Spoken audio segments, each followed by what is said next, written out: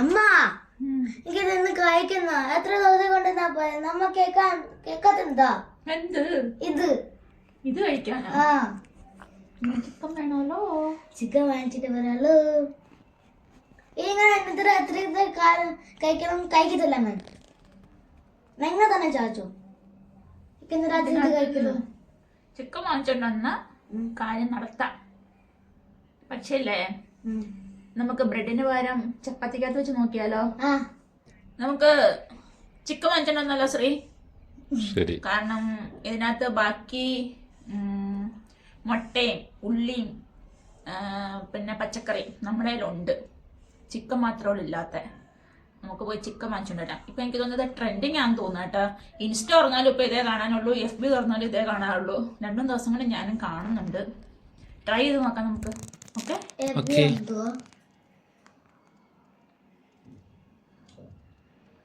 Chicken വാങ്ങിട്ടോ ബാബു.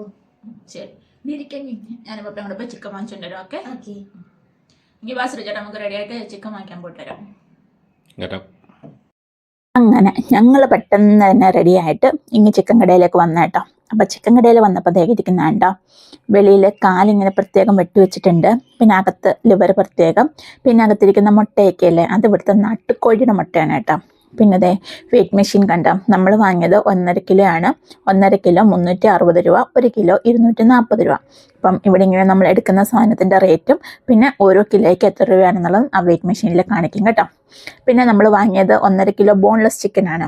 അപ്പം അത് കഴിഞ്ഞിട്ടുള്ള ഈ ബോണില്ലേ ഇത് ഇവർ വിൽക്കുന്നുണ്ട് 1 കിലോ 80 രൂപ. ഇത് കൂടുതലായിട്ടും ഇവിടെ ഉപയോഗിക്കുന്നത് സൂപ്പ് ഉണ്ടാക്കാനൊക്കെ വേണ്ടിയിട്ടാണ് കേട്ടോ. അപ്പം ചിക്കൻ വാങ്ങിയാൽ ബോണോട് കൂടി വാങ്ങിയാലും ബോൺലെസ് ആയിട്ട് വാങ്ങിയാലും സെയിം റേറ്റാണ് 240 രൂപ. പിന്നെ അവിടെ ഇരിക്കുന്ന ആ കാല് നിങ്ങൾ ശ്രദ്ധിച്ചോ, ആ കാലിലുള്ള ഒരു പക്കോട ഉണ്ടാക്കാൻ ഉപയോഗിക്കും. അത് നന്നായിട്ട് ക്ലീൻ ചെയ്തെടുത്തിട്ട് അതിൻ്റെ നഖമൊക്കെ വെട്ടി കളഞ്ഞിട്ട് ഇവിടെ പക്കോട ഉണ്ടാക്കാൻ ഉപയോഗിക്കുന്നുണ്ട് കേട്ടോ. ഇവിടെ റോഡിൻ്റെ സൈഡിലൊക്കെ ഇങ്ങനെ പക്കോട വിൽക്കുന്നുണ്ട്. അത് ഞാൻ കണ്ടിട്ടുണ്ട്, പക്ഷെ ഞാൻ കഴിച്ചു നോക്കിയിട്ടില്ല കേട്ടോ. അപ്പം പിന്നെ ചിലരത് സൂപ്പ് ഉണ്ടാക്കാൻ ഉപയോഗിക്കുന്നുണ്ട്. അങ്ങനെ എല്ലാം വാങ്ങി വീട്ടിൽ വന്നു. ഇനി വീട്ടിൽ വന്നിട്ടാണ് കേട്ടോ നമ്മുടെ അടുത്ത ടാസ്ക്. നമുക്കിനി കണ്ട സാധനം ഉണ്ടാക്കണമല്ലോ. അപ്പോൾ അതിന് വേണ്ടിയിട്ട് ഞാൻ ഓൾറെഡി ഒരു ഇഡ്ഡലി കുക്കർ അടുപ്പത്ത് വെച്ചിട്ടുണ്ട്. അതിൻ്റെ താഴത്തെ തട്ടിൽ ഞാൻ ചിക്കനും പിന്നെ എരിവിന് ആവശ്യത്തിനുള്ള ചുവന്ന മുളകും പിന്നെ കുറച്ച് വെളുത്തുള്ളിയും കൂടെയാണ് കേട്ടോ വെച്ചിരിക്കുന്നത്. അപ്പോൾ ചിക്കനകത്ത് ഞാൻ ഓൾറെഡി ഉപ്പും കുരുമുളകും കൂടി ഇട്ട് കൊടുത്തിട്ടുണ്ട്. മേലത്തെ തട്ടിനകത്ത് ഞാൻ മുട്ടയാണ് വെച്ചത്. എൻ്റെ ഇഡ്ഡലി തട്ടിൻ്റെ കുഴിയില്ലേ കുറച്ച് ചെറുതായ കാരണം ഞാൻ മുട്ട പൊട്ടിച്ച് വെച്ചപ്പം അത് ഓവർഫ്ലോ ആയിട്ട് താഴത്തെ തട്ടിലേക്കും കൂടി പോയിട്ടുണ്ട് കേട്ടോ.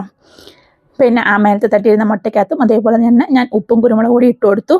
പിന്നെ നമ്മൾ വീഡിയോയിൽ കണ്ടപ്പം അവർ കാണിച്ചത് 20 മിനിറ്റ് ആയിരുന്നു കേട്ടോ വേവിക്കാനുണ്ടായിരുന്നത്. ഞാൻ എൻ്റെ ഒരു മനസ്സമ്പാദനത്തിന് എങ്ങാനും വെന്തില്ലെങ്കിലോ എന്ന് വിചാരിച്ചിട്ട് ഞാനൊരു അരമണിക്കൂർ വേവിച്ചു. അതിനുശേഷം അതെടുത്ത് നന്നായിട്ട് തണുക്കാൻ വേണ്ടി വെച്ചു. ഇനി ആ മുട്ടയും പിന്നെ എരിവിനാവശ്യത്തിനുള്ള ചുവന്ന മുളക് നമ്മളെടുത്തതും പിന്നെ വെളുത്തുള്ളിയും ഇതെല്ലാം കൂടി ഇട്ടിട്ട് നന്നായിട്ടൊന്ന് അരയ്ക്കണം കേട്ടോ. അപ്പോൾ ആദ്യമേ ഞാൻ ഇതെല്ലാം കൂടി ഒന്ന് ഇട്ടു. എൻ്റെ വെളുത്തുള്ളി കണ്ട അതിനകത്തേക്ക് മുട്ടയില്ലേ ഓവർഫ്ലോ ആയതാണ്. വെളുത്തുള്ളിയാണ് ആക്ച്വലി അത്. പിന്നെ എന്തായാലും കൂട്ടത്തിൽ അരയ്ക്കാനുള്ളതാണല്ലോ. അപ്പോൾ അതങ്ങനെ ഇട്ടിട്ട് ഞാൻ ആദ്യമേ ഇതൊന്ന് ജസ്റ്റ് പൾസ് ചെയ്ത് കൊണ്ടുവന്നതാണ് കേട്ടോ. ഇനി അതിനകത്തോട്ട് നമുക്ക് കുറച്ച് ഒറിഗാനോയും പിന്നെ കുറച്ച് പാലും കൂടി ഒഴിച്ചു കൊടുക്കണം. ഇത് രണ്ടും കൂടി ഇട്ടിട്ട് മയോണൈസിൻ്റെ കൺസിസ്റ്റൻസി ഇല്ലേ അതേപോലെ നമുക്കൊന്ന് അരച്ച് കൊണ്ടുവരണം. അപ്പോൾ അത് അരച്ച് കൊണ്ടുവരാം. അപ്പോഴേക്കും നമുക്ക് നമ്മുടെ ചിക്കൻ നല്ല കുഞ്ഞു പീസായിട്ട് കട്ട് ചെയ്തെടുക്കണം. കുഞ്ഞാന്നരിയണം അത് തന്നെ. അപ്പം മയോണൈസ് നമ്മുടെ റെഡി ആയിട്ടുണ്ട്. പിന്നെ നമ്മൾ ഓൾറെഡി ചപ്പാത്തി ഉണ്ടാക്കി വെച്ചിട്ടുണ്ട്. നമ്മുടെ ചിക്കനും നല്ല കുഞ്ഞാന്നരിഞ്ഞെടുക്കണം. അപ്പോൾ ഇതൊക്കെയാണ് നമ്മുടെ കലാപരിപാടികൾ. ഇനി നമുക്ക് നമ്മുടെ കലാപരിപാടിയിലേക്ക് കടക്കാം. അങ്ങനെ ആദ്യമേ നമ്മൾ റൊട്ടിക്കകത്താണ് കേട്ടോ ഉണ്ടാക്കുന്നത്. ഞങ്ങൾ കണ്ടത് ആക്ച്വലി ബ്രെഡിനകത്താണ് സാൻഡ്വിച്ച് പോലെ. അപ്പോൾ ഞങ്ങൾ വിചാരിച്ചു റൊട്ടിക്കകത്ത് ഉണ്ടാക്കാമെന്ന്. റൊട്ടിക്കകത്ത് ഓൾറെഡി നമ്മൾ ആ മയോണൈസ് തേച്ച് കൊടുക്കുന്നു. പിന്നെ നമ്മൾ കുനുകുനാന്നരിഞ്ഞ് വെച്ചിരിക്കുന്ന ചിക്കൻ അതെടുത്ത് വെക്കുക. പിന്നെ ഇതിനകത്തേക്ക് ഞങ്ങൾ കുറച്ച് പച്ചക്കറിയും കൂടെ ആഡ് ചെയ്യുന്നുണ്ട് കേട്ടോ. നമ്മൾ എടുത്തേക്കുന്നത് തക്കാളിയും ക്യാപ്സിക്കും ക്യാബേജും ആണ്. അപ്പം അത് 3 കൂടി ഇട്ട് കൊടുത്തു. പിന്നെ ചിക്കനകത്ത് കുറച്ചൊരു ഉപ്പ് കുറവ് പോലെ തോന്നുന്നുണ്ട്. ഉപ്പ് ഇച്ചിരി മേളിൽ കൂടി ഇട്ട് കൊടുത്തു കേട്ടോ. എന്നിട്ട് നമ്മൾ ഫോൾഡ് ചെയ്തെടുക്കുന്നു. ഇത്തിരി എരിവുണ്ടെങ്കിലാണ് കേട്ടോ ഇച്ചിരി നല്ല ടേസ്റ്റ് ഉണ്ടാവുള്ളൂ. അപ്പോൾ അലുമിനിയം ഫോയിലിനകത്ത് റാപ്പ് ചെയ്യുക, കഴിച്ചു നോക്കുക. അങ്ങനെ നമ്മൾ കണ്ട റെസിപ്പി നമ്മൾ ചെയ്ത് നോക്കിയിട്ടുണ്ട്. ഇവിടെ ഞങ്ങൾക്ക് എല്ലാവർക്കും നന്നായിട്ട് ഇഷ്ടപ്പെട്ടു കേട്ടോ. അപ്പം നിങ്ങൾ ആരെങ്കിലും ഇത് ഉണ്ടാക്കി നോക്കിയിട്ടുണ്ടോ? അപ്പം ഞങ്ങൾ ഉണ്ടാക്കി നോക്കിയിട്ട് ഞങ്ങൾക്ക് ഇഷ്ടപ്പെട്ടു കേട്ടോ. ഇനി അടുത്ത കഴിക്കൽ പ്രോസസ്സാണ്. നന്ദ പറഞ്ഞ സാധനം ഉണ്ടാക്കിയിട്ടുണ്ട്. ഞങ്ങൾ ചിക്കനൊക്കെ വാങ്ങിച്ചുകൊണ്ടുവന്ന് ഉണ്ടാക്കിയപ്പോൾ തന്നെ ലേറ്റ് ആയി പോയിട്ട് പാവം എൻ്റെ കൊച്ചിന് ഉറക്കം വന്നു കാണുന്നുണ്ട്. ഉറക്കത്തിൽ നിന്ന് എണീറ്റിരിക്കുക. എന്നാലും അവൻ തിന്നിട്ടേ കിടക്കത്തുള്ളൂ.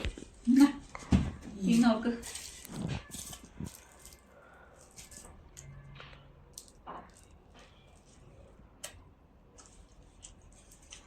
നല്ല സത്യമായിട്ട് ഒരു കടി നോക്കി.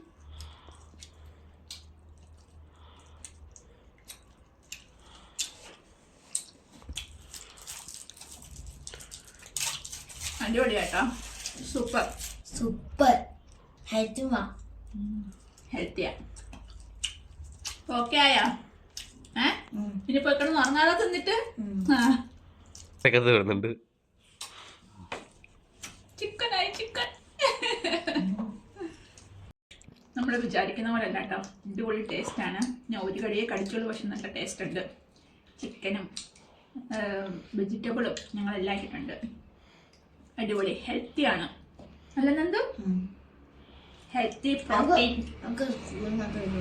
സ്കൂളിൽ കൊണ്ടുവന്നത് വേണം. ചിക്കൻ നോൺ വെജ് ആടാൻ പോണ്ടേ? ചിക്കൻ നോൺ വെജ് സ്കൂളിലൂടെ അല്ല.